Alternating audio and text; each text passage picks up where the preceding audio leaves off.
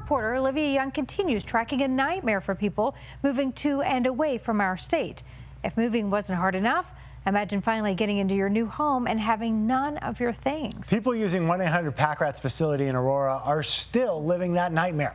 In August, a roof collapse damaged the building storing their things. That's when your reporter Olivia Young first told us about one grandma's moving to Douglas County in order to be closer to her daughter and grandkids. And Olivia, since that first report, more than 20 people have reached out to you sharing their experiences. And now some of those people are finally getting their things while others still not. Yeah, that's right, Karen. We still don't know how many customers are impacted by this situation, but behind me you can see just how many containers are here outside of this facility. The good news is that many of those customers are finally receiving their belongings.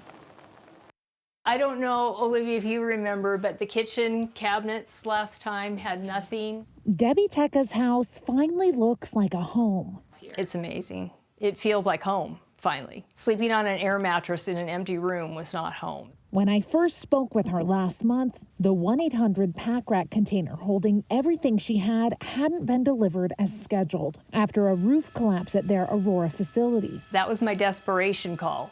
Since then, Debbie has connected with dozens of other customers in the same boat. You felt like you were the only person in the world who was going through this. So once the story came out and once people started reaching out, it was amazing to just be able to connect with people and share stories and hear people saying the same thing that I was saying. Finally, the containers started to arrive. Teka's came last week after a month of waiting on her birthday. Huge relief. There was a few tears as I stood there and watched them take the truck off. But at least 2 other customers tell me their containers arrived damaged, and at least 4 others are still waiting for their containers. Some customers say 1-800-PACK-RAT offered them compensation, but Teka wasn't offered anything. It's the worst customer service I've ever experienced in my life. She's still frustrated by how the company handled the roof collapse. But today she has her things and a rat pack of others who share her experience. You can't do this alone. I just would have given up.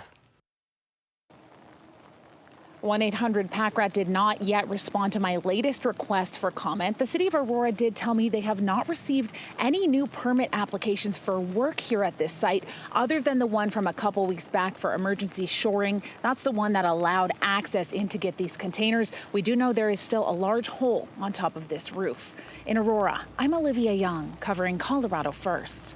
Yeah, glad Debbie finally has her things, Olivia. Thank you.